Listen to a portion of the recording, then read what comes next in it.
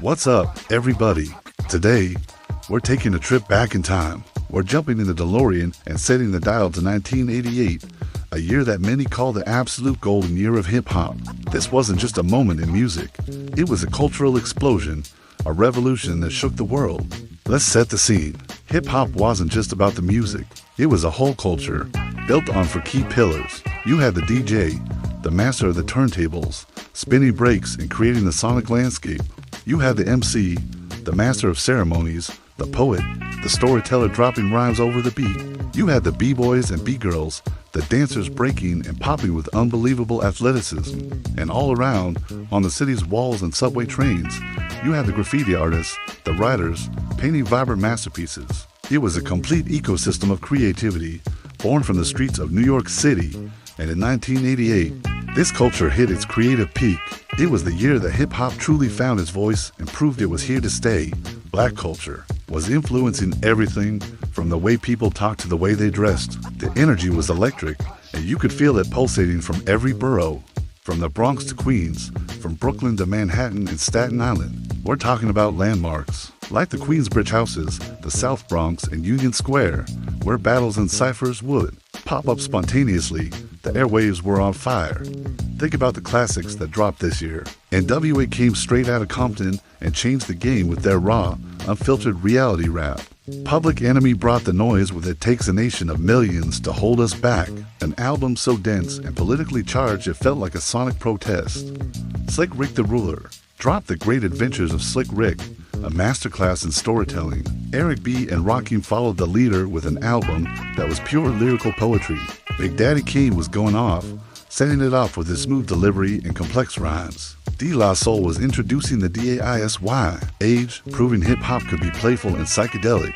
And you can't talk about 88 without talking about the beefs. The biggest battle of them all was the Bridge Wars. It was an epic clash of boroughs. MC Shan from the Queensbridge crew claimed hip-hop started in Queens on his track The Bridge, but KRS-One and Boogie Down Productions from the South Bronx weren't having it. They fired back with The Bridge Is Over, a legendary diss track that defended the Bronx's title as the birthplace of hip-hop. This wasn't just a rap battle, it was a fight for history, for legacy. It was Bronx versus Queens, and the energy was intense. Every MC and every crew had their own unique identity. Copying someone's style, or biting, was the ultimate sin. You had to be original. Big Daddy Kane's high-top fade, gold chains, and charismatic flow were completely different from Chuck D's Millen stance and powerful delivery. EPMD brought a laid-back, funky vibe, while Salt and Pepper were empowering women and dominating the charts. And let's not forget the first lady of the Juice Crew, the one and only Roxanne Shant. She was a teenager from Queensbridge, a battle rap prodigy who could lyrically dismantle anyone who stepped to her. Her track Roxanne's Revenge sparked the Roxanne Wars, one of the most prolific series of answer records in music history. She was a pioneer, a trailblazer who held her own in a male-dominated industry. The fashion was just as iconic as the music. It was all about being fresh. We're talking fat gold rope chains, four-finger rings, Kangol hats, Cazal glasses, and fresh Adidas or Nike kicks with the fat laces. Your gear had to be on point. People were rocking custom leather jackets with airbrushed art, tracksuits, and shearling coats. The lifestyle was aspirational. It was about seeing artists who came from the same neighborhoods as you, making it big. They were driving BMWs and Mercedes, showing that you could rise above your circumstances through talent and hard work. Hip-hop was becoming the new American dream. Inside the clubs, like the Latin Quarter or Union Square, the energy was off the charts. DJs were spinning the hottest records, and the dance floor was a showcase of the latest moves. You had the WAP, the Cabbage Patch, and of course, the Running Man. The music wasn't just for listening, it was for moving, for celebrating, for feeling alive. This was the year hip-hop went from a niche genre to a commercial powerhouse. For the first time, you had a dedicated rap show on MTV with Yo! MTV Raps, which brought the culture directly into living rooms across America and the world. Album sales started to soar, and hip-hop artists were not just on the charts, they were topping them. It was a paradigm shift. The industry had to acknowledge that hip-hop was not a fad.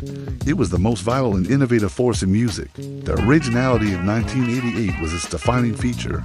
Every artist was in their own lane, pushing the boundaries of what was possible with 2 turntables and a microphone. From conscious rap to gangsta rap, from storytelling to battle rhymes, from jazzy samples to hard-hitting funk. The diversity was astounding.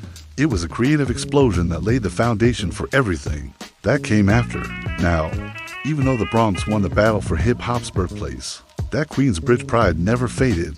The bridge wars left a sting, but Queens was destined for a comeback, and it came about 6 years later, in 1994.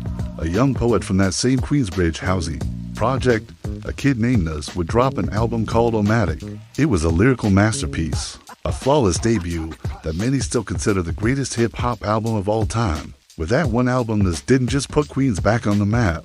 He snatched the crown and became the undisputed king of New York, restoring the Bros' honor and solidifying his legendary status in the hip-hop pantheon forever. 1988 was more than a year.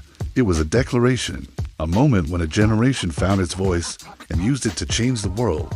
It was raw, it was real, and it was unapologetically brilliant. Thanks for taking this journey back with me. If you love this trip down memory lane, make sure to hit that like button, subscribe, and drop a comment letting me know your favorite track from 1988. Until next time, peace.